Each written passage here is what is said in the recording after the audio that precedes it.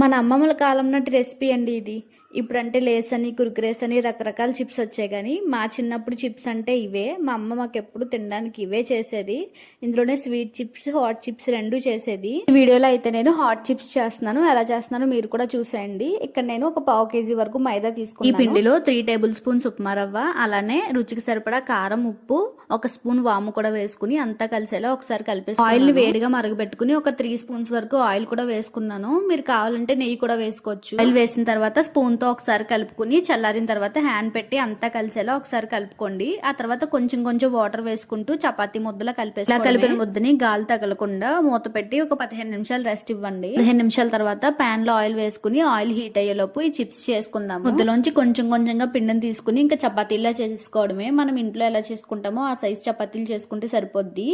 మీ counter top పెద్దది ఉంటే ఇంకా పెద్ద చపాతీలు కూడా చేసుకోవచ్చు. తర్వాత దాన్ని మీరు నచ్చిన షేప్ లో కట్ చేసుకోవడమే. నేను ఇక్కడ డైమండ్ షేప్ వచ్చేలా కట్ చేసుకుంటున్నాను. కావాలంటే స్క్వేర్ కూడా కట్ చేసుకోవచ్చు. నేను మైదా పిండితో చేసుకున్నాను. ఒకవేళ మీరు పిల్లలకి చేసుకునేలా ఉంటే గోధుమ పిండి ఇంకా రాగి పిండితో కూడా చేసుకోవచ్చు. ఆయిల్ వేసేటప్పుడు ఒకదానికొకటి అంటుకుని ఉన్నాయి కదా, కానీ ఆయిల్ లో వేయగానే అవి విడిపోతాయి. చిప్స్ ని హై ఫ్లేమ్ లో ఫ్రై చేసుకుంటే క్రిస్పీగా చాలా బాగుంది. కూడా ట్రై చేసి ఎలా వచ్చిందో కమెంట్ చేయండి. అలానే వీడియో నచ్చితే లైక్ చేయండి. ఛానల్ ని సబ్స్క్రైబ్ చేసుకోవడం మర్చిపోకండి.